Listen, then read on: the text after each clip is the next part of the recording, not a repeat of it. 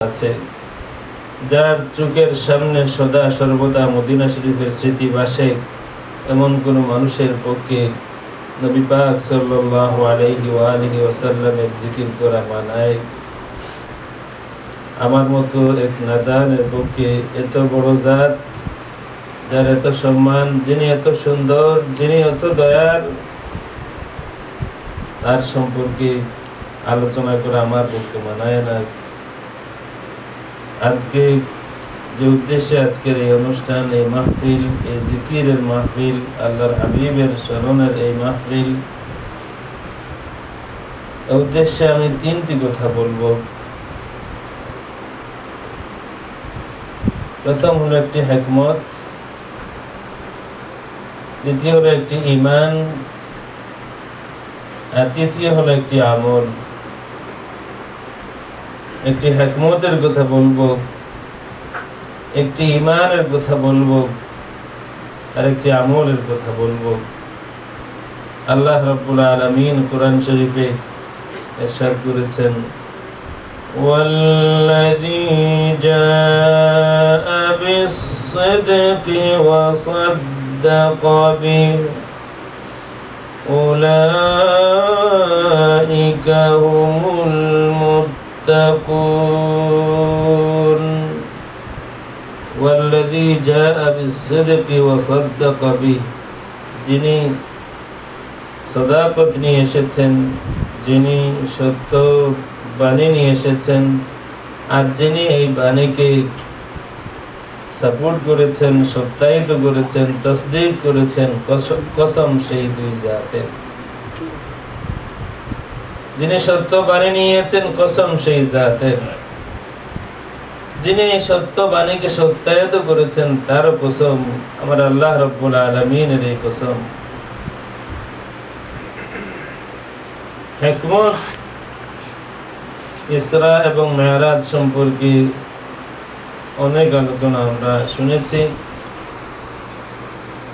এবং আলোচনা শুরু করা সম্ভব, কিন্তু কোন মানুষের পক্ষেই এমন কোন আলোচনা শেষ করা সম্ভব নয়। লা ইউমকিনু আস-সানাউ কামা কানা হাক্কু,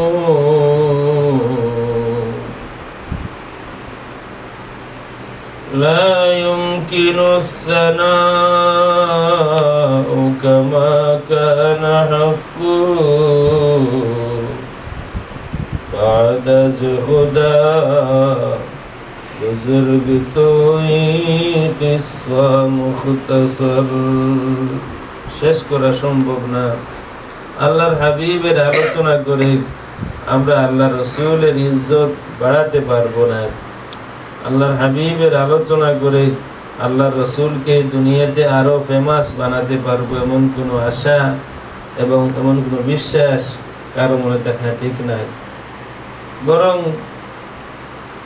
আশা যেন এই হয়, বিশ্বাস যেন এই হয়, যদি আল্লাহ রসুল সাল্লাল্লাহু আলাইহি ওয়া আলিহি ওয়াসাল্লামের সামান্য আলোচনা করতে পারি, যদি শুনতে পারি, তাহলে আমার ঈমানটা তাজা হবে। আমার এই আশা আর বসা আলোচনা করা শোনার কারণে আল্লাহর হাবিবের কোনো ফায়দা হবে না। আল্লাহর হাবিবের ফায়দার জন্য আমরা আসি নাই, আমরা এসেছি আমাদের সকলের দিলের ফায়দার জন্য। ঠিক না বেঠিক? মন খুলে ওয়াজ করার, ওয়াজের অনেক বড় বড় মাহফিল হয়, কিন্তু মাহফিল বড় হলেই যে এই মাহফিলের গ্রহণযোগ্যতা থাকবে তা ঠিক নয়। অনেক ছোট মাহফিলে, অনেক সাধারণ মানুষের মাহফিলেও আল্লাহর রহমত পাওয়া সম্ভব। যারা এসেছে মন খুলে বসে, আল্লাহ রাব্বুল আলামিন যেন আমাদেরকে নিরাশ করে বিদায় না দেন, বলে আল্লাহুম্মা আমিন। মেরাজ, ইসরা এবং মেরাজ আল্লাহর হাবিবের জিন্দেগীর একটি বিশেষ ঘটনা। দুটি সফর, একটি সফর মসজিদুল হারাম থেকে মসজিদুল আকসা পর্যন্ত, আরেকটি সফর মসজিদুল আকসা থেকে আরশে আজিম পর্যন্ত। এই দুটি সফর সম্পর্কে আমরা অনেক আলোচনা শুনেছি। আমি আজকে গতানুগতিক কোনো আলোচনা না করে আমার জীবনের ফায়দার জন্য তিনটি বিষয়ে বা তিনটি কথা বলতে চাই। একটি হিকমত, কোন সেই হিকমত যেই কারণে আল্লাহ রাব্বুল আলামিন তার হাবিবকে এই দুটি সবক করিয়েছিলেন। কি সেই হিকমত যে কারণে আল্লাহ রাব্বুল আলামিন তার হাবিবকে রাতের অন্ধকারে এবং সামান্য সময়ের ভিতরে, আল্লাহ রাসূলের জানাও ছিল না, মসজিদে হারাম থেকে মসজিদে আকসা পর্যন্ত নিয়ে গেলেন, সেখানে অনেক অনুষ্ঠান হলো, তারপরে সেখান থেকে আরশে আজিম পর্যন্ত। এর পিছনে কি হিকমত ছিল? উলামায়ে কেরাম অনেক হিকমতের কথা আলোচনা করেছেন। কেউ সায়েন্স দিয়ে, বর্তমান সময়ে সায়েন্স দিয়ে কেউ এই সফরের যথার্থতা প্রমাণ করতে চান, কেউ কেউ সায়েন্সের দ্বারে কাছে না গিয়েও ইসলামের রূহটাকে সামনে নিয়ে আসতে চান। কেউ বলেছেন যে এই সফরের মাধ্যমে আল্লাহ রাব্বুল আলামিন তার হাবিবকে এর আগে বহুবার রুহানি সফর হয়েছে, রুহানি মেরাজ এর আগে আরো বহুবার হয়েছে, এবং এই কথাটা প্রমাণিত।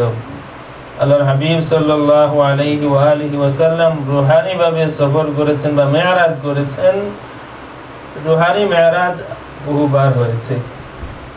এবং ফজরের নামাজের পরে মসজিদে নববীতে আল্লাহর হাবিব সাল্লাল্লাহু আলাইহি ওয়া আলিহি ওয়াসাল্লাম যখন চেহারা ফিরিয়ে সাহাবায়ে কেরামের দিকে মুখ করে বসতেন, আল্লাহ রাসূলের আদত মোবারক ছিল সাহাবায়ে কেরামকে প্রশ্ন করতেন, কেউ কি কোনো স্বপ্ন দেখেছো? সাহাবায়ে কেরাম কেউ দেখলে তখন বলতেন, আল্লাহ রাসূল তাবির করতেন। সাহাবায়ে কেরাম কেউ কেউ এসে তখন নিজের মনের কথা বলতেন, আল্লাহ রাসূল শুনতেন এবং দোয়া করে দিতেন আর বলে দিতেন, যাও মাশা আল্লাহু কানা ওয়া মা লাম ইয়াশা লাম ইয়াকুন। যাও, আল্লাহর উপর ভরসা রাখো, আল্লাহ যা চান তাই হবে, যা আল্লাহর মর্জি না তা হবে না। কোন কোন সময় আল্লাহর হাবিব সাল্লাল্লাহু আলাইহি ওয়া আলিহি ওয়াসাল্লাম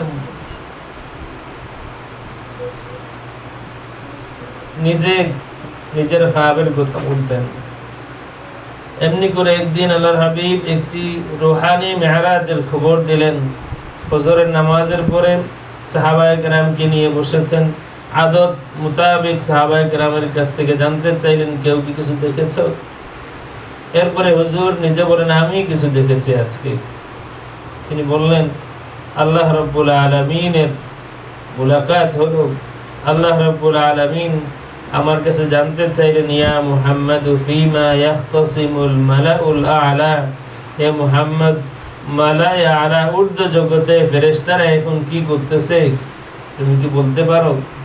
আপনি কি বলতে পারেন ইয়া রাসূলুল্লাহ, আমার হাবিব, আপনি কি বলতে পারেন মালায়ে আ'লাতে ঊর্ধ্ব জগতে এই সময়ে ফেরেশতারা কোন আলাপ করতেছেন, কোন বিষয়ে তাদের মধ্যে মুশাওয়ারা হচ্ছে, মুবাহাসা হচ্ছে, আপনি কি বলতে পারেন?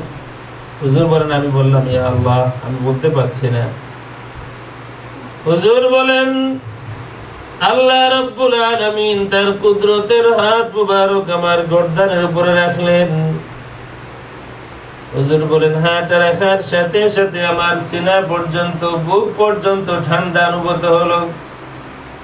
আমি এখন আমার বিছানায় শুয়ে শুয়ে আরশে আজিমে ঊর্ধ্ব জগতে মালায়ে আ'লাতে ফেরেশতারা যেই সব বিষয়ে কানাকানি করে কথা বলতেছিলেন, আমি নবী মুহাম্মদুর রাসূলুল্লাহ সাল্লাল্লাহু আলাইহি ওয়া আলিহি ওয়াসাল্লাম তাদের সকলের কথা শুনতেছিলাম। হুজুর আবার বললেন, আমার হাবিব আবার বলুন, ফীমা ইয়াখতাসিমুল মালাউল আ'লা। আল্লাহর হাবিব জবাব দিলেন, মুসা আলাইহিস সালাতু ওয়াস সালাম যেদিন তুর পাহাড়ে আল্লাহর নূরের দিদার হলো, যতটুকু হলো, এরপর থেকে মুসা আলাইহিস সালাতু ওয়াস সালাম যেখানে আছেন সেখান থেকে 12 মাইল দূরে যদি কোনো পিঁপড়া হাঁটতো, এই পিঁপড়া হাঁটার, পিঁপড়ার পায়ের শব্দ 12 মাইল দূর থেকে মুসা আলাইহিস সালাতু ওয়াস সালাম শুনতে পাইতেন। আর আল্লাহর হাবিব বলছেন, আল্লাহ রাব্বুল আলামিন আমার গর্দানের উপরে হাত রাখলেন, বুক পর্যন্ত ঠান্ডা অনুভূত হলো। এবং সাথে সাথে আমার চোখ খুলে গেল, আমি আরশে আজিমে ঊর্ধ্ব জগতে ফেরেশতারা আমার উম্মতদেরকে নিয়ে কয়েকটি কথাবার্তা বলতেছিলেন যে কি করে উম্মতে মুহাম্মদীর মান বাড়ে, মর্যাদা বাড়ে, এই বিষয়ে তাদের মধ্যে আলোচনা হচ্ছিল। আমি শুনলাম আমার বিছানায় শুয়ে শুয়ে ফেরেশতারা আমার উম্মত সম্পর্কে আলোচনা করতেছেন। এই ধরনের মেরাজ আরো হয়েছে, একটা বললাম, আরো অনেক মেরাজ এভাবে হয়েছে, রুহানি মেরাজ। কেউ কেউ হিকমত বলেছেন যেহেতু ইতিপূর্বে বহুবার রুহানি মেরাজ হয়েছে, আল্লাহ রাসূলের দেহ মুবারকের মেরাজ ইতিপূর্বে হয় নাই, সুতরাং রূহের সাথে দেহ মুবারকের ব্যালেন্স রক্ষার জন্য আল্লাহ রাব্বুল আলামিন এইবার রুহানি জিসমানি একসাথে দেহ এবং আত্মার সমন্বয়ে